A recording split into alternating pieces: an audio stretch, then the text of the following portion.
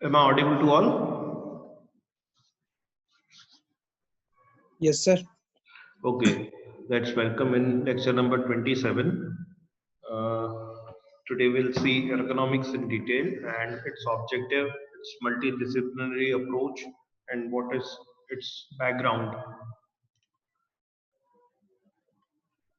In last class, we have seen basic of human factor engineering, what is human engineering, and these are all things we have seen discussed along with examples. Okay,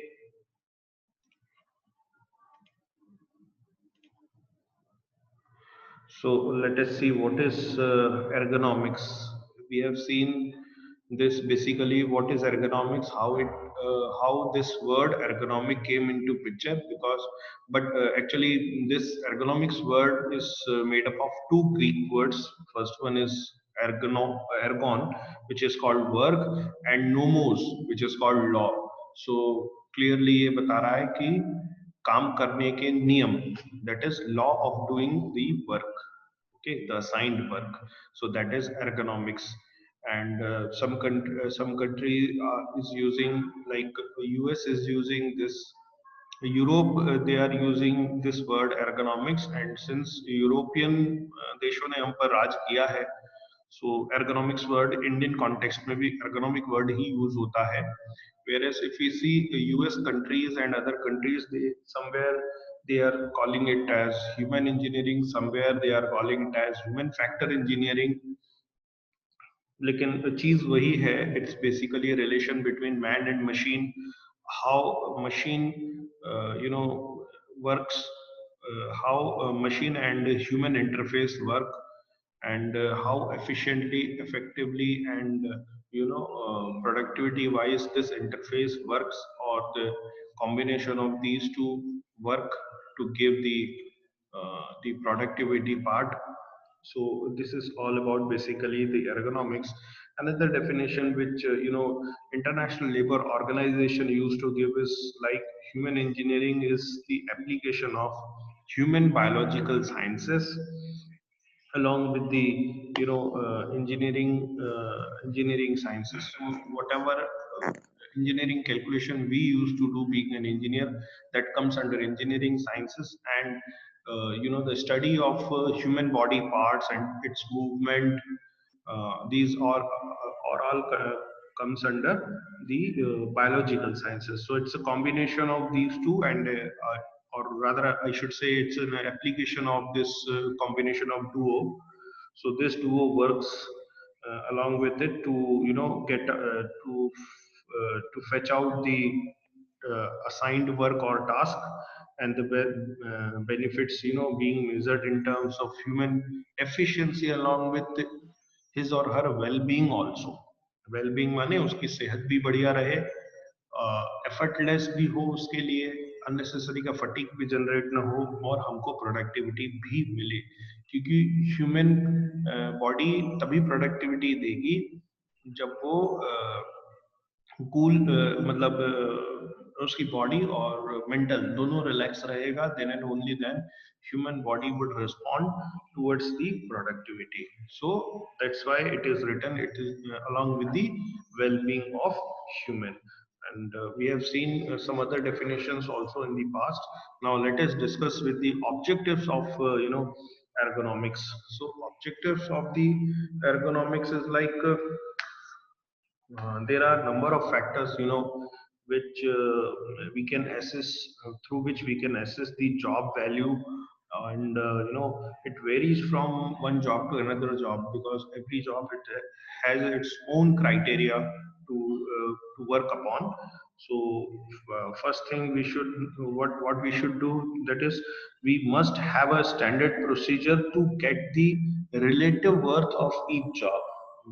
One must understand the relative worth of every job.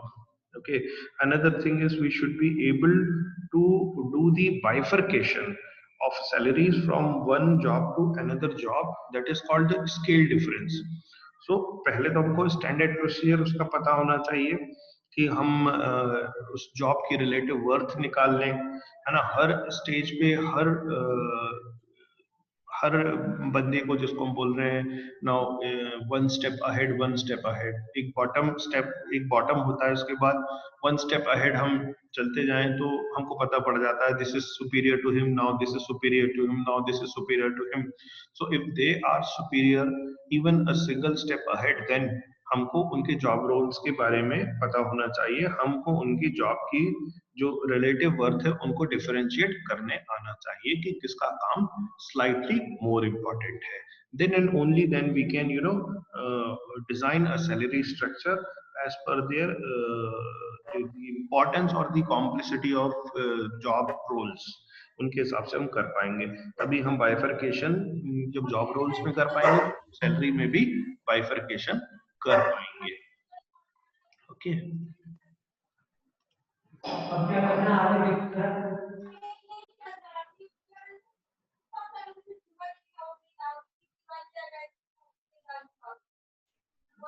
Okay.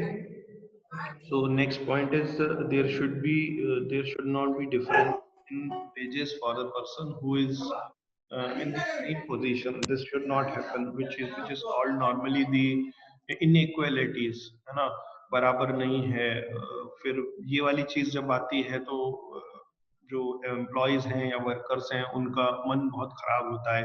Even then they are capable enough but they won't be able to work because their brain and heart is hurted, like, so वो work नहीं कर पाते. तो there should not be inequalities. This disturbs the productivity of human being. Another thing is, like, qualified worker should get corresponding wages for the same respective work. Yes, similar type of job जो कर रहे हैं उनको similar type of salary structures provide होने चाहिए. If one is not feeling like कि मेरा profile इनसे अलग है, तो डेफिनेटली उनके मन में ये आएगा कि why I am getting less than him.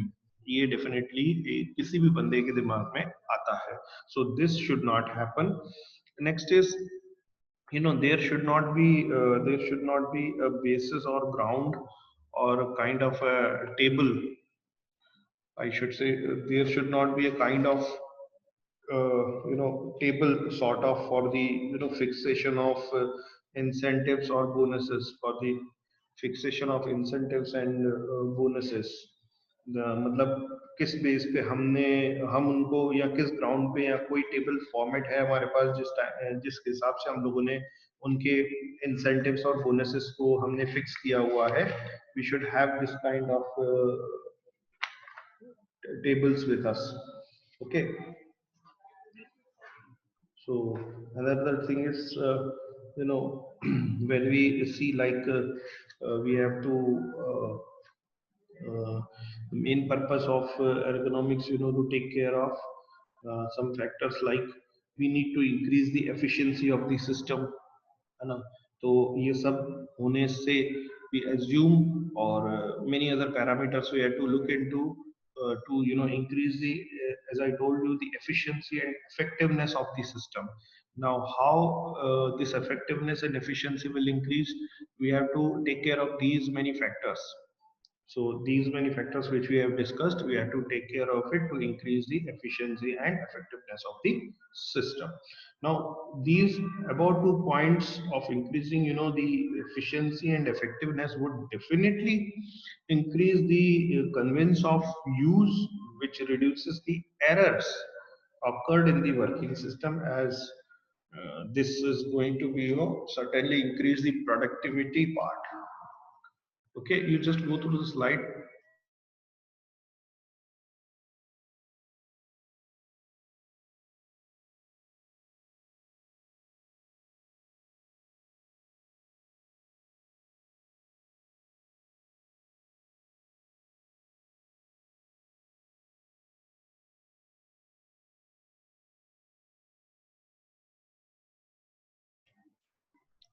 Okay. So, and the last but not the least, the working system should have some desirable features. कुछ ऐसे features होने चाहिए जो कि human values को increase करें. यहाँ human values का क्या मतलब है?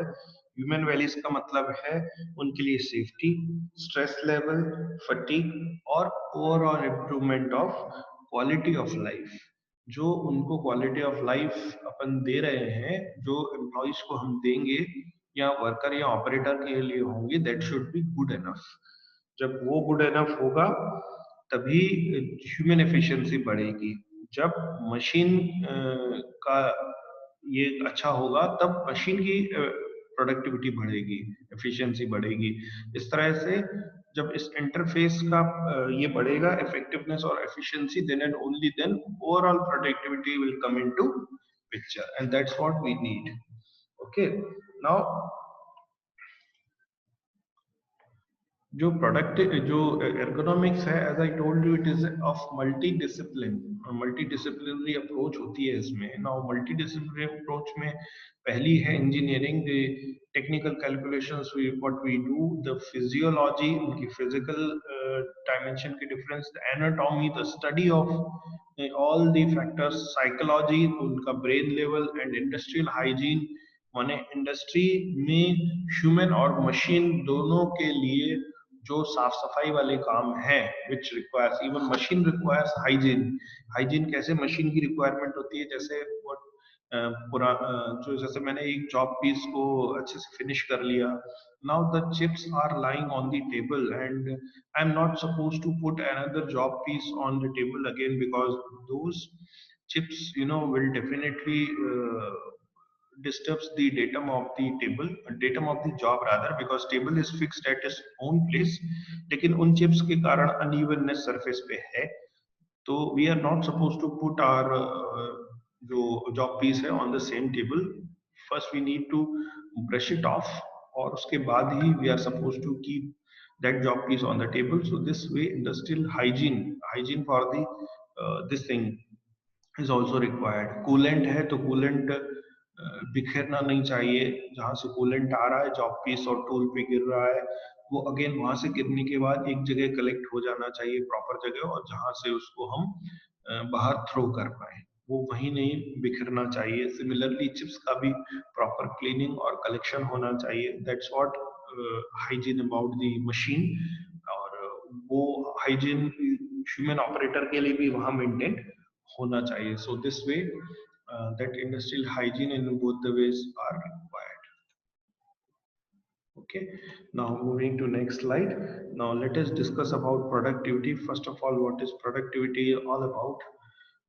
We have let's see these 3 points: ergonomics, productivity, and working environment. Okay, so all these 3 points, working environment is like all industrial hygiene also is a part of working environment. Ergonomics we have seen. Now let us discuss about productivity. What is productivity? तो इसको हमको समझना पड़ेगा, क्योंकि हम बार बार जो बात कर रहे हैं वो प्रोडक्टिविटी को अचीव करने की बात कर रहे हैं, और productivity is the sole requirement of this whole the system of interface, whatever we call. ठीक है, so the what is productivity? It's a crying need of the modern business world. अभी प्रोडक्टिविटी सबकी requirement है, everybody wants to give the higher efficiency, जो काम 1.5 दिन में हो रहा है वो 1 दिन में हो जाए। किसको नहीं चाहिए जो काम 2 दिन 3 दिन में हो, 4 दिन में हो, वो 1 दिन में हो जाए। पहले बहुत सारी चीजें होती थी, पहले भी बैलगाड़ी से लोग जाते थे तो महीनों लग जाते थे दूसरे शहर जाते जाते। आज आप 7-8-10 घंटे में, 12 घंटे में ट्रेन के थ्रू पहुंच पाते हैं। देन फ्लाइट से अगर जाते हैं तो 1-2 घंटे में पहुंच जाते हैं। सो टाइम बचाना और उसी टाइम में ज्यादा काम करना, this is part of a productivity. So everybody needs productivity, and definitely it is the crying need of modern world business world.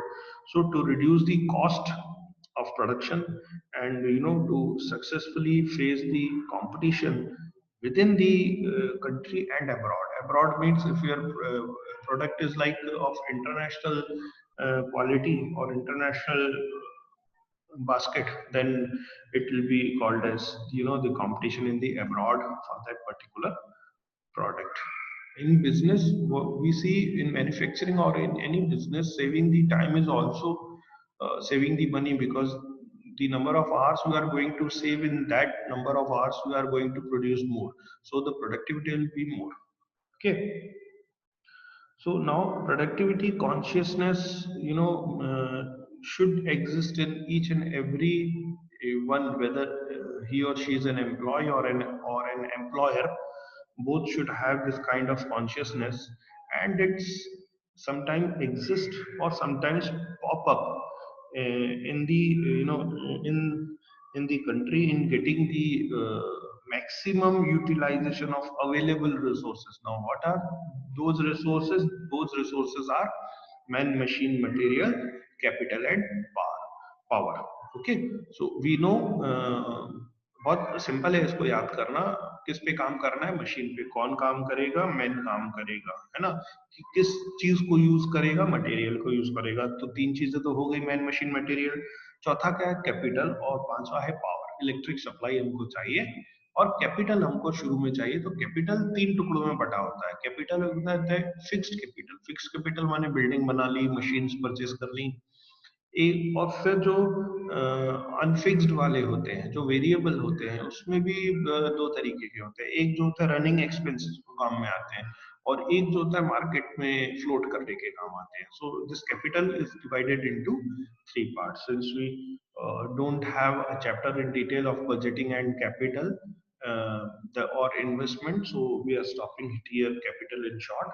Okay, now let us see a numerical dependent on this thing. Productivity है क्या? सबसे पहले इसको एक numerical की help से समझते हैं, प्रोडक्टिविटी है क्या। Is this slide visible to everyone?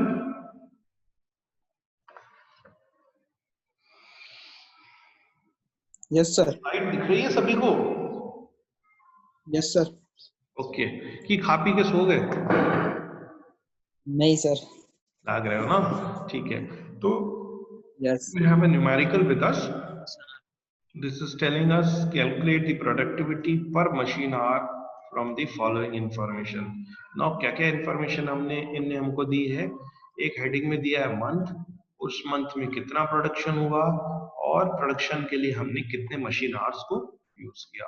तो जनवरी में we have done production of 50,000 units, और वो 50,000 यूनिट्स को मुझे प्रोड्यूस करने में 5,000 मशीन आवर्स लगे। मैंने उस मशीन के ऑपरेशन के 5,000 घंटे हमने लिए, तब हमने 50,000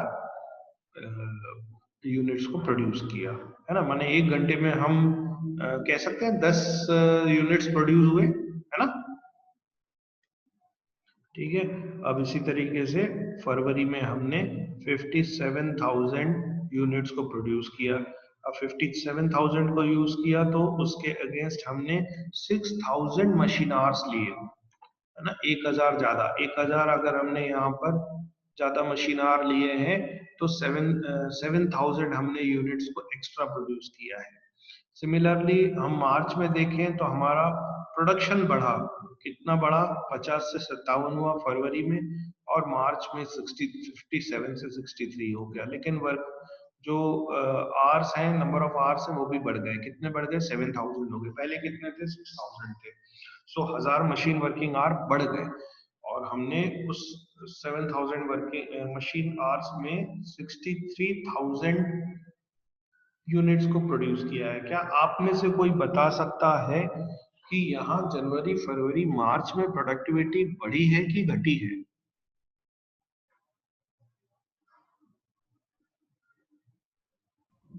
डिक्रीज हुई है सर। डिक्रीज हुई है, वेरी नाइस। यस। और कोई किसी को डाउट इसमें, इंक्रीज हुई है कि डिक्रीज हुई है?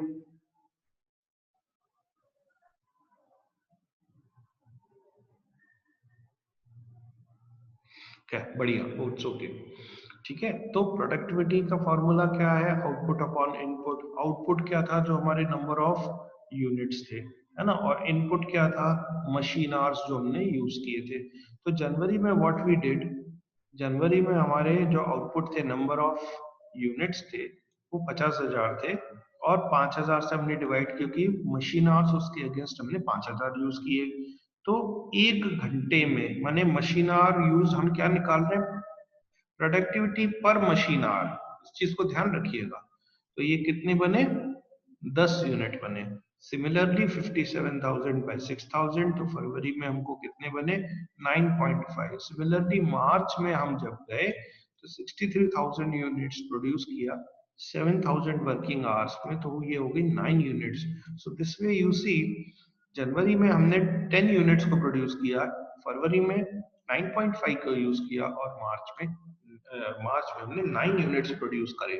तो यहाँ हम आधा आधा यूनिट, जनवरी से फरवरी, फरवरी से मार्च, हमारी प्रोडक्टिविटी घटी ही है।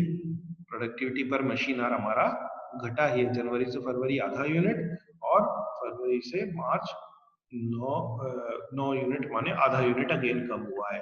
वेयर एज अगर हम देखें प्रोडक्शन के लिए, यहाँ पे तो प्रोडक्शन बढ़ रहा है, 50 से 57 हुआ, 57 से 63 हुआ। तो प्रोडक्टिविटी क्या है आपको समझ में आया। सादे शब्दों में बड़ा आसान है, 1 एकड़ लैंड अगर मेरे पास है और 1 एकड़ में मान लीजिए मैं 15 बोरे गेहूं उगा रहा हूँ, सिमिलरली मैंने अगले साल 1 एकड़ और लिया, और 15, अगर सिंपल कैलकुलेशन करूं प्रोडक्शन के टर्म्स में कि दूसरे एकड़ से मुझे 15 बोरे और मिलेंगे, तो 30 बोरे होने चाहिए 2 एकड़ के हिसाब से। These are production figures. But अगर 2 एकड़ लैंड लेने के बाद मैं 40 बोरे गेहूं उगाता हूं, तो मेरी प्रोडक्टिविटी बढ़ेगी, मैं कहूँगा। अगर एक एकड़ में 15 बोरे निकल रहे हैं और 2 एकड़ में 30 निकल रहे हैं, तो मेरी प्रोडक्टिविटी विल रिमेन सेम, जबकि प्रोडक्शन इंक्रीज हुआ। वेयर अगर यही मैं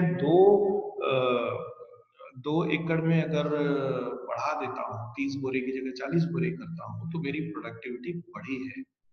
तो इस तरह से सादे शब्दों में होपफुली आप सभी को समझ में आया होगा कि प्रोडक्टिविटी की कैलकुलेशन कैसी और प्रोडक्टिविटी कितनी जरूरी और उनको कैसे मेजर किया जाता है। ठीक है, हमने यहाँ अब प्रोडक्टिविटी हम सादे शब्दों में समझ गए कि प्रोडक्टिविटी क्या है और हम कैसे वर्क करते हैं नाउ। और दूसरा थोड़ा सा प्रोडक्टिविटी पे अपन ये समझें, just a minute.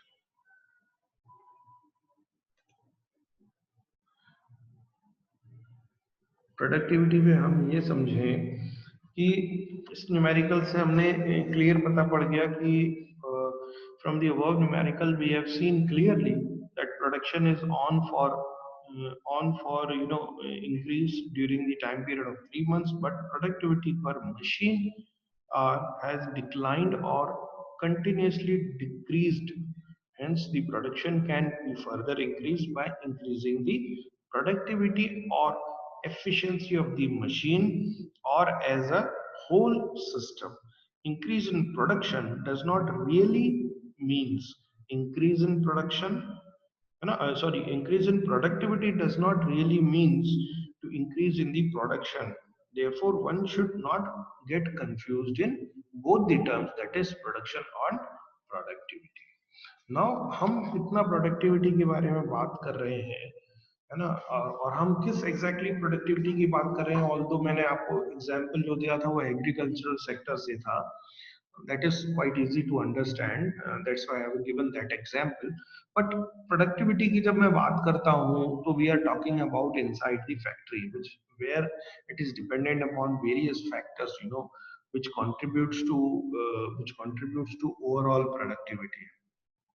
So we have only 10 minutes from now to complete this Zoom, but we will manage to continue it in the same. Okay, so first one is, जैसा हमने देखा ना, तीन चीजें कौन सी थी, मैन मशीन मटेरियल। कैपिटल और power को छोड़ दे तो हम जो 3 फैक्टर्स हैं विच इज वेरिएबल, है ना, अगर हम कैपिटल को और पावर को फिक्स कर दें तो 3 चीजें हमारे पास है, मैन मशीन मटेरियल। तो मैन कौन, लेबर का भी हमको क्या चेक करना है, लेबर के लेवल पे प्रोडक्टिविटी। फिर आता है मटेरियल, कि मटेरियल तो चाहिए, प्रोडक्शन किससे करेंगे, ठीक है, तो मटेरियल की प्रोडक्टिविटी हमको देखनी होगी।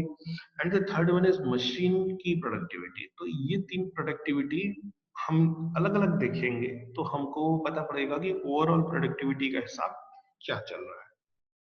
नाउ लेबर की प्रोडक्टिविटी इफ वी सी, तो in manufacturing units we have seen most of the workers being done, most of the work is being done or done through the hands of labor. So measurement of efficiency is really necessary, to find out the productivity, which is, essential for the efficiency of to check out the efficiency of the worker.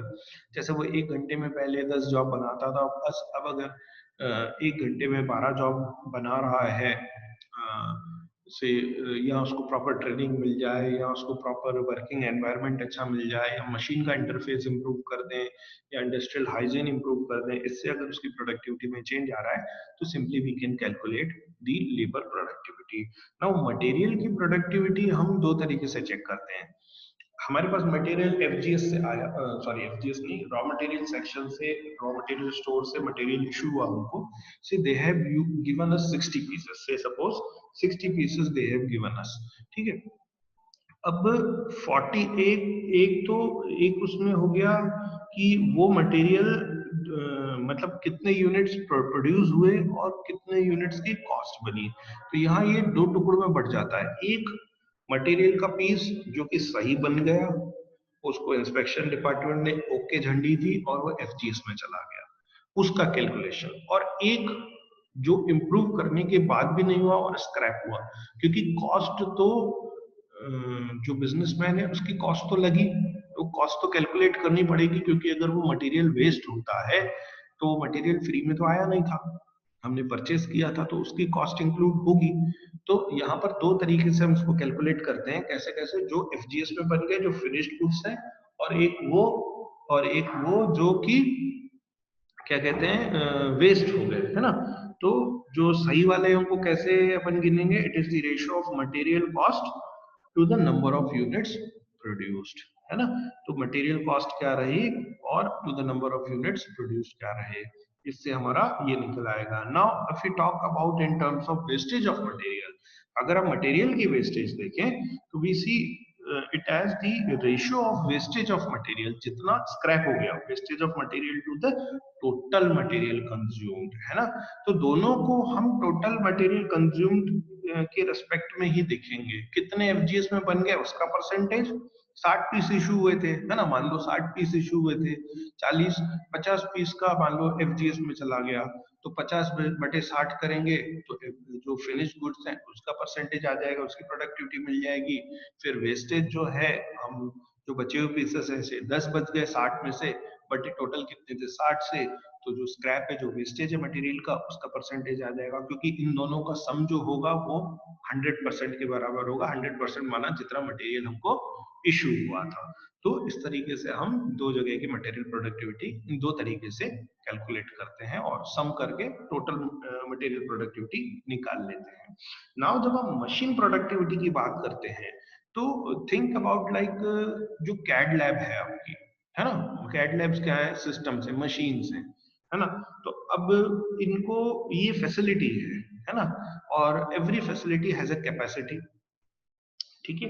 Capacity मानी कितने हैं, कितने computer हैं, भाई हमारी CAD lab में 30 computer हैं, तो कैपेसिटी कैसे निकालेंगे, हमारे पास ओवरऑल कैपेसिटी क्या है, 30 की है। अब कैपेसिटी वर्किंग में कौन सी अवेलेबल है, तो भाई इसमें से 2 कंप्यूटर काम नहीं कर रहे हैं, तो उनकी प्रॉपर लिस्ट बनती है। Whenever any project comes into picture तो कैपेसिटी कैलकुलेशन किया जाता है। जब कैपेसिटी कैलकुलेशन करते हैं तो हमारे पास नंबर ऑफ मशीन्स कितनी है उस ऑपरेशन के लिए, उस पर्टिकुलर वर्क के लिए, वो देखा जाता है, तो ओवरऑल कैपेसिटी मिल जाती है। फिर कितनी ब्रेकडाउन में है उनको हटा दिया जाता है, अगर वो उस टाइम तक रिपेयरेबल हो सकती है तो वो टोटल कैपेसिटी में इंक्लूड होंगी, और अगर नहीं हो सकती तो उनको माइनस करके हैंडल किया जाएगा, क्योंकि एक्चुअल प्रोडक्शन जिनसे होगा वो फिगर तो मेरे को चाहिए, क्योंकि अदरवाइज मैं एस्टिमेशन जो प्रोजेक्ट टाइमलाइन का कर पाऊंगा वो मेरे लिए फिर मुश्किल है, क्योंकि मैं जो मशीन काम की है उसी से ही कैलकुलेशन करूंगा, अगर ब्रेकडाउन वाली इंप्रूव नहीं हो पा रही तो। ठीक है, होपफुली आपको समझ में आ रहा है ना।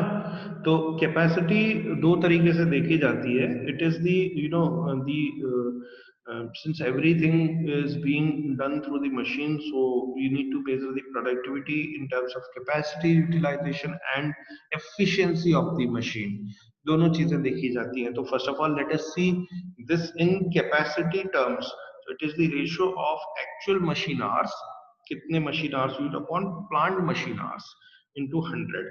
Actual machine hours is like तुम्हारी lab 2 घंटे की थी and you have used only 1 hour for using those computers or machines, so it is 1 by 2 into 100. So actual number of machine hours, कितना समय मशीन पे आपने कितने घंटे काम किया, बट आपने एक्चुअली प्लान कितना किया था उसका तो कैपेसिटी परसेंटेज आ जाता है। दूसरा होता है लॉस्ट टाइम। तो अगर आपने 2 घंटे प्लान किए थे, 1 ही घंटे किया या मान लीजिए 1.5 घंटा किया, तो आपने मशीन आवर कितना लॉस किया, आधा घंटा। 2 घंटे टोटल था, आधा घंटा, तो अपॉन प्लान्ड मशीन आवर्स कितने थे, 2 घंटे इंटू 100। तो इसका फॉर्मूला क्या है, मशीन आवर लॉस्ट, जो आप प्लान किया था लेकिन आप नहीं कर पाए, अपॉन प्लान्ड मशीन आवर्स। ठीक है, तो 2 घंटे आपको कैड लैब में बैठना था, आप 1.5 घंटा ही बैठ पाए, आधा घंटा नहीं बैठ पाए, सो that is machine hour lost upon planned machine hours into 100। या उस दौरान कुछ और प्रॉब्लम हुई कि मशीन यूज नहीं हो पाई, so this is again the machine hour lost.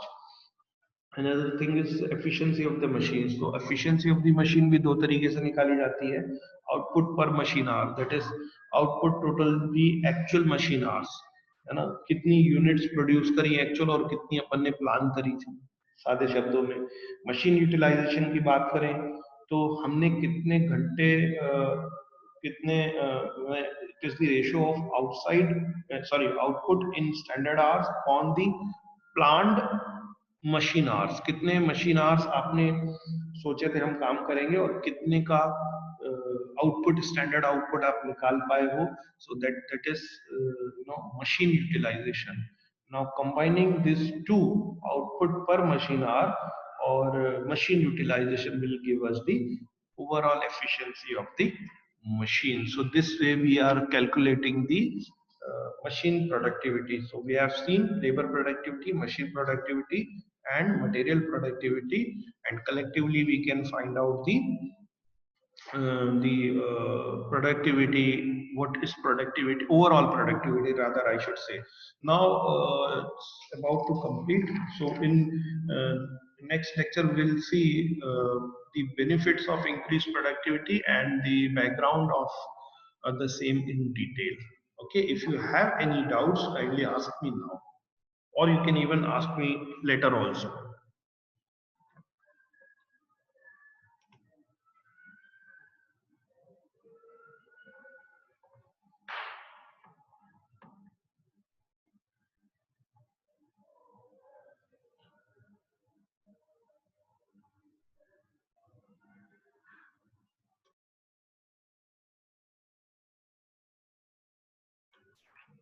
Is it okay?